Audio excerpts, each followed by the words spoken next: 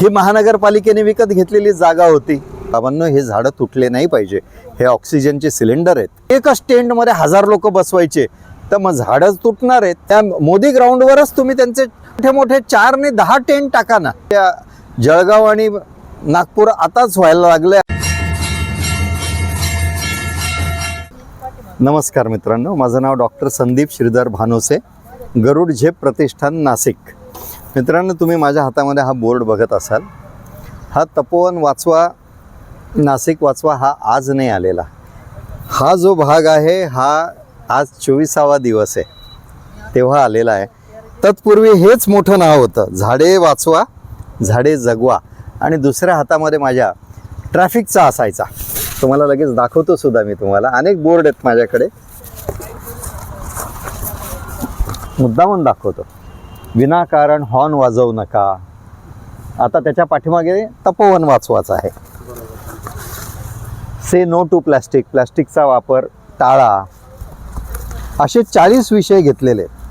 आणि ह्या विषयांमध्ये आता हे केव्हापासून घेतलेले ते फार महत्त्वाचं आहे की मी आंदोलनामध्ये आज आलोय, यायलाच पाहिजे होतं, पण हे जनजागृतीचं काम मी 25 मार्च 2018 ह्या दिवशी हातामध्ये जे धारण केले, सकाळी 3 तास आणि संध्याकाळी 3 तास, याचे 22 Guinness book of world record झालेले आहेत। 1 2 नाही, 22 जागतिक विक्रम झालेले आहेत। आणि म्हणून मी बराच वेळा म्हणतो की माझा नैतिक अधिकार आहे की जागतिक विक्रम झालेला आहे की हे जनजागरण करता करता ह्या गोष्टी जर चुकीच्या होत आहेत तर ते थांबवण्याकरता सुद्धा मला नैतिक अधिकार आहे की बाबांनो, हे झाडं तुटले नाही पाहिजे। हे ऑक्सिजनचे सिलेंडर आहेत। करोना काळामध्ये ऑक्सिजन सिलेंडर मिळाला नाही तर लोकांनी प्राण सोडलेले आहेत आणि आज आम्हाला मोफत मिळतोय तर त्याचा आपल्याला किंमत नाही वाटत आहे। ते फार मला कधी कधी म्हणजे हृदयाला त्रास होतो की अरे, या झाडांचा त्यांना बोलता येत नाही म्हणून काही पण कोणी करणार का? तर त्यांचा आवाज म्हणून आम्ही आज इथे उभे आहोत। तर ही ती साधू संतांची राहण्याची जागा आहे आणि कुंभमेळ्याच्या जागा बदलत आलेल्या आहे काळानं रूप। पण आता काय झालेलं आहे की ही जी आरक्षित जागा आहे ही महानगरपालिकेने विकत घेतलेली आहे। आणि मागच्या कुंभमेळ्याच्या आधी घटना काय घडली म्हणजे आपण म्हणूया की 2000-2006च्या काळामध्ये हायवेचं बांधकाम चाललेलं होतं। मुंबई एक्सप्रेस हायवे म्हणा, पुण्याचा आता चालू आहे। तर त्या काळामध्ये खूप मोठ्या प्रमाणामध्ये वृक्षतोड झाली रस्ता रुंदीकरण करण्याकरता। आणि आमच्यातले काही पर्यावरणप्रेमी हायकोर्टामध्ये गेले आणि हायकोर्टाने मग काय केलं, हे जे नॅशनल हायवे ऑथॉरिटी जी आहे भारत सरकारची, त्यांना आदेश दिला की तुम्ही जेवढे झाडं तोडले असेल त्याच्या बदल्यामध्ये तिप्पट चौपट झाडं लावायला लागेल तुम्हाला। ही महानगरपालिकेने विकत घेतलेली जागा होती। पूर्वी भाडेतत्वावर घेतली जायची। इथे शेती होती, ज्या शेतकऱ्याची असेल त्याला भाडं दिलं जायचं 1 वर्षाचं। पण नंतर शेतकऱ्यांच्या पण अपेक्षा वाढायला लागल्या आणि मग महानगरपालिकेने हा सगळा पट्टाच एक 100 एकरचा म्हणा 300 एकरचा घेऊन टाकला, विकतच घेऊन टाकला की दरवर्षी प्रत्येक वेळेस भाडेतत्वावर देण्यापेक्षा आपण घेऊन टाकू।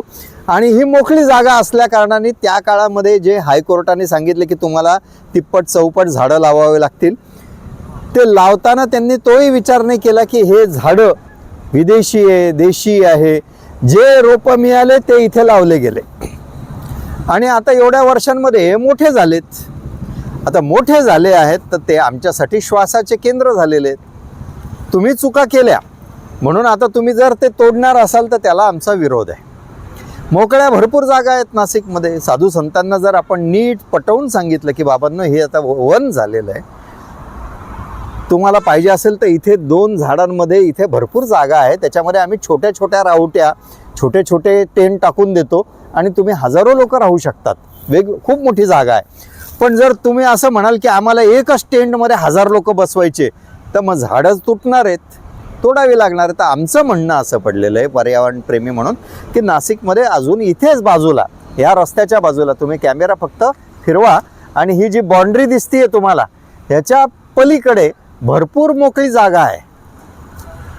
अनेक जेव्हा मोदी सरकार म्हणजे मोदी नरेंद्र मोदींचं भाषण वगैरे होतं, त्याच्याकरता लाखो लोक जमतात, त्याचं ग्राउंड आहे मोठंच्या मोठं.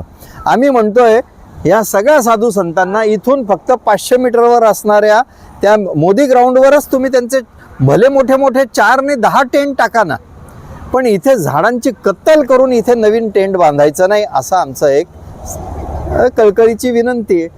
आता नाशिककर हळूहळू जागा व्हायला लागला आहे, रस्त्यावर यायला लागला आहे.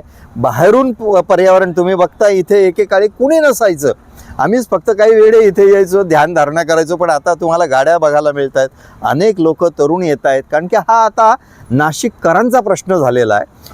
30-35 वर्षापूर्वी नाशिकचं टेम्परेचर 32 ते 35 असायचं उन्हाळ्यामध्ये, एप्रिल मे मध्ये. आता एप्रिल मे मध्ये 42 आणि 43 टेम्परेचर असतं. म्हणजे जळगाव आणि नागपूर आताच व्हायला लागलं आहे. आणि हे तोडल्यानंतर तर 5 ते 6 आमच्याकडे काही सायंटिस्ट आलेले होते, संशोधक आलेले होते, की ज्यांनी एवढे जर हत्या झाली झाडांची तर नाशिकचं तापमान हे 3 ते 4 डिग्रींनी वाढून जाईल. मग 42 जे आज आहे ते तर 46, म्हणजे आपण दुबईच करू, नाशिकचे दुबई होणार. म्हणून आमचा हा विरोध चाललेला आहे की पुढच्या पिढीला तरी आम्हाला श्वास मोकळा घेऊ द्या. असं जर होणार नसेल तर मग काही अर्थच राहणार नाही आहे त्या विकासाला. इकडे ऑक्सिजन सिलेंडर लावायचं आणि रस्त्याने फिरायचं. करोना काळामध्ये मास्क लावतच होतो ना आपण 2-2.5 वर्ष, आणि अनेक लोकांचे प्राण गेले, कारण त्यांना त्या काळामध्ये त्या करोना झाल्यामुळे ऑक्सिजन मिळत नव्हता, सिलेंडर मिळत नव्हता. आणि हे जे आमचे नॅचरल सोर्सेस आहेत, नैसर्गिक आम्हाला ऑक्सिजन पुरवणारे हे झाडं आहेत, ते तुटू नये, कारण ते कार्बन डायऑक्साईडही शोषून घेतात आणि ऑक्सिजन आपल्याला परत देतात. आणि त्यामुळे आपण आज जिवंत आहोत. या झाडांची कृपा आहे म्हणून आपण जिवंतोय, आणि म्हणून आज आम्ही त्यांच्याकरता लढतोय.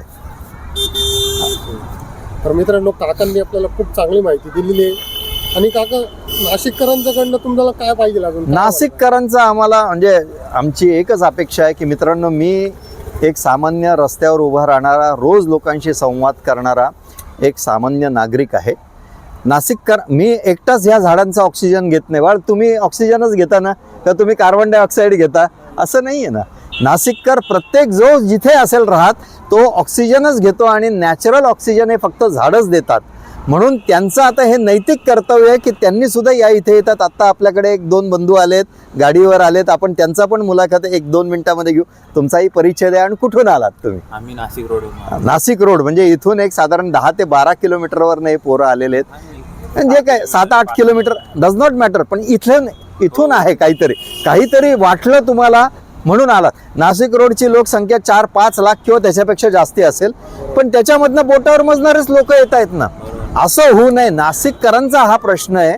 नाशिककर सगळे जर रस्त्यावर आले तर कुठलाही राज्यकर्ते आणि कुठलंही सरकार असो, त्यांना जनतेचंच ऐकावं लागणार आहे. म्हणून आमचं म्हणणं आहे की राजकारण विसरा आणि आपला श्वास बघा, की जर हे झाडं तुटले तर आमच्या पुढच्या पिढीला श्वास घ्यायला ऑक्सिजन सिलेंडर, तेही आर्टिफिशियल, तेच घ्यावं लागणार आहे. आणि त्याच्याकरता आजच रेट बघतोय मी, 1000 रुपयाचं सिलेंडर छोटंसं मिळतं.